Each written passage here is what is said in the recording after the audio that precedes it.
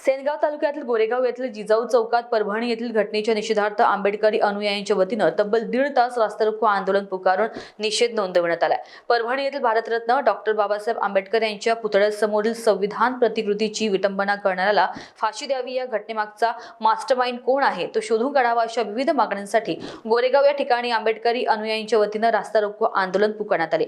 तसेच यावेळी गोरेगाव पोलिसांचा बंदोबस्त तैनात केला होता।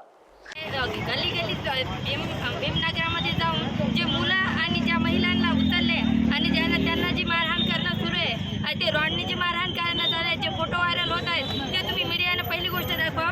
त्याच्यानंतर जे त्या मुलं आहेत 21 ते 24 27 वर्षापर्यंत असलेले मुलं, त्यांना त्याच्यामधून सोडून द्यावं। जे दुसरे मुलं मिळाले नाही, गुन्हेगार मिळाले नाही म्हणून त्या मुलांना तिथे नेऊन मारहाण करत आहेत, ती गोष्ट थांबली पाहिजे। ही कॉमिंग जी सुरू आहे ती थांबली पाहिजे।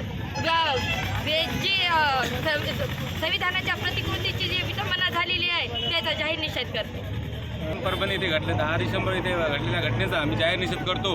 येथे आम्ही शांततेत आज रास्ता रोको केलेला आहे। मी असे म्हणतो की परभणी जिल्ह्यामध्ये अनेक महापुरुषांचे पुतळे आहेत। डॉक्टर बाबासाहेब आंबेडकरांचा यांना का पुतळा गवसला, दुसरा पुतळा काय गवसणार, याच्यासाठी कुठेतरी मोठे षडयंत्र आहे।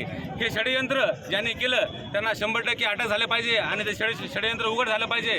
आणि जे कॉम्बिंग ऑपरेशन आहे, जे खोटे गुन्हे दाखल होत आहेत, काही प्रशासनाचे माणसंच गाड्या तोडत आहेत आणि ते आरोपी जे आहेत ते मागे आहेत आणि ज्यांना दुसऱ्यांना भीमसैनिकावर आरोप केले जात आहेत आणि त्यांना कॉम्बिंग ऑपरेशन केलं आहे करण्यात येत आहे।